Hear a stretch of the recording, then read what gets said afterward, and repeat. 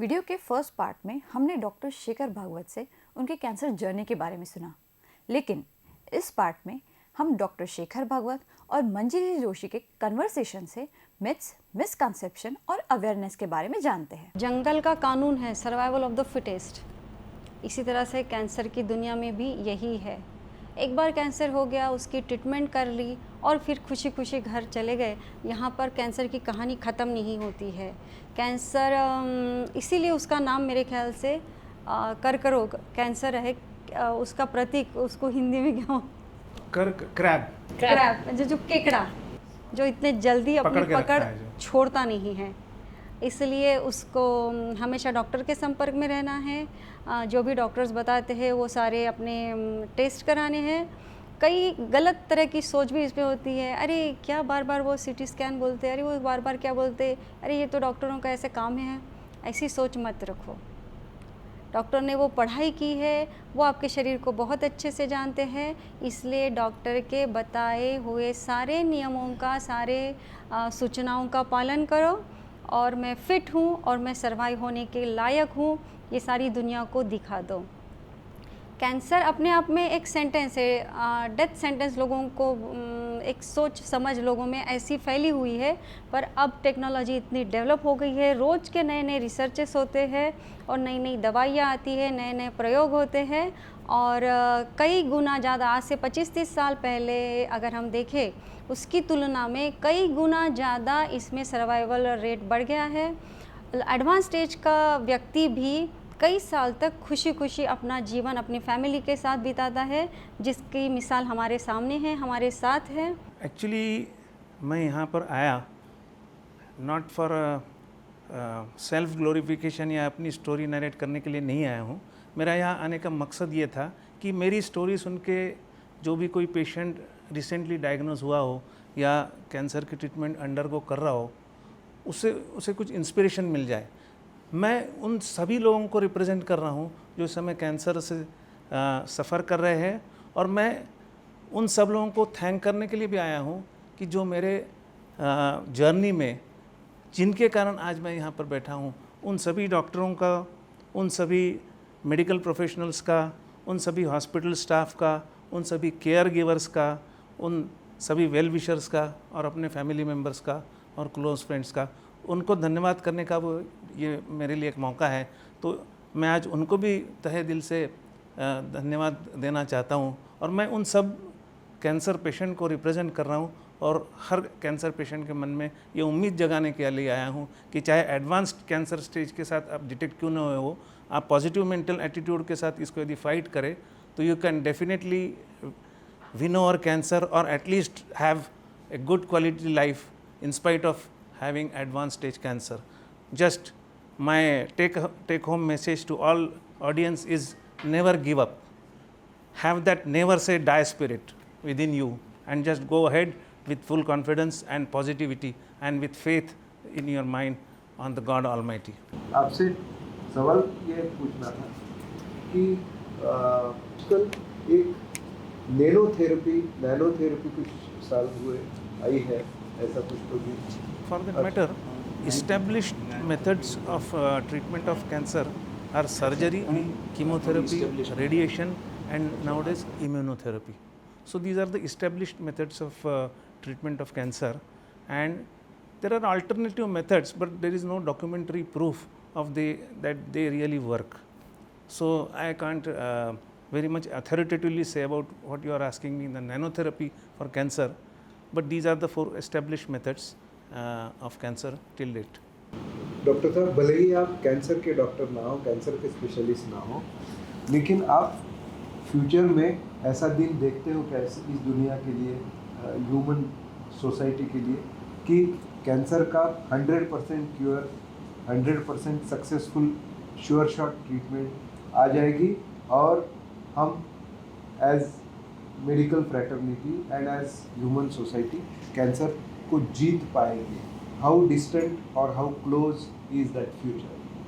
Well, this is very much wishful thinking, but only yesterday, कल ही मैंने एक नए मॉलिक्यूल के बारे में पढ़ा जिसका कि क्लिनिकल ट्रायल में जिसके रिजल्ट्स बहुत अच्छे हैं, लेकिन अभी still it is in the clinical trial stage. So मैं इस पर एक छोटी सी बात कहूँगा कि अभी भी ह्यूमन बीइंग हम लोगों ने जैसे कि ना we want to be eternal, हमको सबको अमरत्व प्राप्त करना है. वो कैंसर सेल्स से सीख सकते हैं हम. कैंसर सेल्स ने तो अमरत्व प्राप्त कर लिया है, वो कभी मरते नहीं है. तो अभी वो जो हमको तो अभी सीखना है कैंसर सेल से कि वो किस तरह से वो उन्होंने अमरत्व प्राप्त किया, वो उसको हमको किस तरह से उसको अप्लाई किया जाए. But yet yes, I mean you should always be hopeful. आगे with the advance of medical research we can expect a day when there will be cure for cancer. Let us be hopeful about it. I was always hopeful कि no, थोड़ा सा कहीं ना कहीं से रास्ता मिलेगा और थोड़ा सा भी मुझे जहाँ से रास्ता मिल जाएगा मैं उसको उस रास्ते पे चल के मैं आगे फाइट करता रहूँगा. कल भी मैंने जब एक नए ड्रग के बारे में पढ़ा तो मुझे लगा शायद वो ड्रग जब तक इस्टेब्लिश ना हो जाए मैं किसी तरह अपनी ज़िंदगी को आगे बढ़ाता रहूँगा. और जब वो ड्रग आ जाएगा तो उसको भी मैं लेके मैं जैसे कुछ मेरे लिए बन रहा हो. तो सबसे बड़ा सच ये है कि अपने शरीर के प्रति जागरूक रहो. हमारा शरीर हमारा अपना है. जब हमारे पब्लिक ये जो ये होते हैं स्टैचू होते हैं जो चौराहे में और हर जगह होते हैं, उसकी जब विटंबना होती है तो हमको बड़ा दुख होता है कि हमारी, क्योंकि हमारी उस निर्जीव पुतले के साथ हमारी भावनाएं जुड़ी है कि उनके पुतले को साथ कुछ विटंबना हुई. तो हमारे शरीर से हम प्यार नहीं करते, हमारे शरीर से हमारी भावनाएं नहीं जुड़ी है. हमारा शरीर हमको जब सूचना देता है कि कुछ अलग हो रहा है, कुछ बदलाव हो रहा है, वो हम क्यों नहीं समझ पाते. दोस्तों जाग जाओ. हमारा शरीर से पहले मैं कैंसर के बारे में कहना चाहूँगी. कैंसर जो इतना डर उसके बारे में फैला हुआ है उतना डरावना है नहीं. कैंसर अपने आप में उतना डरावना है नहीं. हम उसको उतना बना देते क्योंकि हम उसका ध्यान नहीं रखते, हम उसको रिस्पेक्ट ही नहीं करते. वो बताता है, मैं पूछता है, मैं आऊँ, पर हम उसका ध्यान नहीं देते तो वो बेचारा दरवाजा खुला है आ जाता है. मेडिकल भाषा में हाँ. You mean to say that it doesn't come without warning? Yes, it true. gives you few warning signals and we tend to ignore those warning signals. इन सब में मुझे ये लगता है कि भगवान ने मुझे इतना लॉन्ग पीरियड दिया आफ्टर कैंसर भी, तो उसका कुछ तो मकसद होगा. तो मुझे अब यही मकसद लगता है कि लोगों को कैंसर के बारे में अवेयर करूं और अपनी स्टोरी अपने लिए न बताते हुए लोगों के दिमाग से कैंसर के बारे में मिसकंसेप्शंस होंगे उसको दूर करें और या उनके अंदर कैंसर को फाइट करने के स्पिरिट जगाएं. तो मैं अपना रेस्ट ऑफ द लाइफ इस फील्ड में काम करके लोगों को एक पॉजिटिव मैसेज देना चाहता हूँ. इस मिसकंसेप्शन से मुझे याद है मैम, मेरा एक आखिरी सवाल आपको है कि आप इतने सालों से काउंसलिंग कर रही है, आप पेशेंट्स को मतलब HIV patients, cancer patients, students को वगैरह भी बहुत लोगों को करती है, तो उसमें कभी ऐसा कुछ एक्सपीरियंस आपको आया है क्या कोई ऐसे पेशेंट्स के साथ कि जो एक मिसकंसेप्शन को एकदम गलत साबित कर सकता है? कैंसर की दुनिया में बहुत से मिथ एंड मिसकंसेप्शन भरे पड़े हैं. डॉक्टर साहब जैसे पढ़े लिखे लोग हैं वो एक अलग बात है, पर ज़्यादातर लोग ऐसे हैं कि जिनको सही जानकारी नहीं होती है. कई घरों में अभी तक जैसे कल तक भी कैंसर को पाप पुण्य के साथ जोड़ा जाता है. पिछले जन्म का अगले जन्म का पाप हो गया इसीलिए तुमको ये भुगतना पड़ रहा है. तो ये सब गलत है, ये बहुत गलत है. और ये चीज़ खाई इसलिए कैंसर हुआ या वो चीज़ नहीं खाई इसलिए कैंसर हुआ, ये भी सोच गलत है. एक छोटा सा किस्सा मैं आपको बताना चाहती हूँ कि किस तरह से हमारी सोच, जिसको क्या बोलना है ये आप सोचो. एक लेडी आई हॉस्पिटल में, उसको ब्रेस्ट कैंसर हुआ था और वो बड़ी दुखी थी और दूसरी को समझा रही थी. मुझे पता था कि मुझे कैंसर जैसी बड़ी बीमारी होने वाली है. मैंने पूछा कि तुमको कैसे पता था? तो बोले नहीं, मेरे से गलती हो गई थी. हमारा घर, हम एक जगह से दूसरी जगह दूसरे घर में रहने जाने वाले थे और उस दरमियान मेरे घर के दरवाजे पे जो तुलसी माता रहती है, तुलसी का पौधा रहता है, मैंने 10 दिनों तक उसको एक बर्तन में रख दिया था क्योंकि नए घर में जाने के बाद मुझे उसको ज़मीन में लगाने के लिए जगह नहीं मिली थी और मुझे पता था मैंने इतना बड़ा पाप किया, मुझे कुछ ना कुछ बड़ी बीमारी होने वाली है और मुझे कैंसर हो गया. तो ये जो सोच है ये कहीं ना कहीं रुकनी चाहिए और इसीलिए हम लोग हमेशा अवेयरनेस प्रोग्राम करते हैं. Actually, awareness is very much important in case of preventable cancers, because with awareness you can, there are certain cancers which are preventable. For example, in India, which are the most common cancers?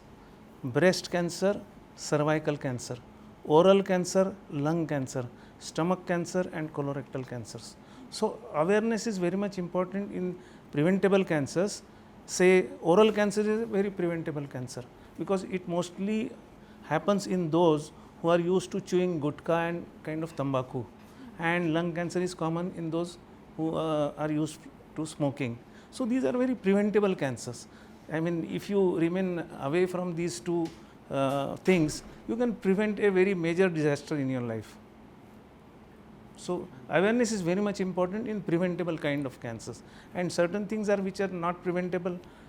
Early diagnosis and is the key in getting the cure, because at early stage you can reach that, you can achieve that cure. यदि early diagnose होता है, जब एक छोटे सी जगह तक limited है आपका कैंसर, तो क्योर पूरा मिलने की 100% पॉसिबिलिटी होती है.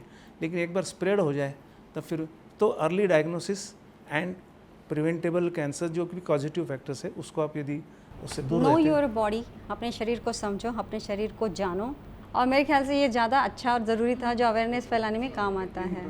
कैंसर पेशेंट एंड सर्वाइवर और क्रूसेडर कह लो, in that capacity rather than in the capacity of medical doctor. So I didn't touch to those medical points. I rather tried to give a general overview of the entire journey of mine. Thank you so much sir, thank you so much ma'am. आपने हमें जो भी जानकारी दी है वो हमारे viewers के लिए भी और हम सब के लिए भी बहुत इम्पोर्टेंट है.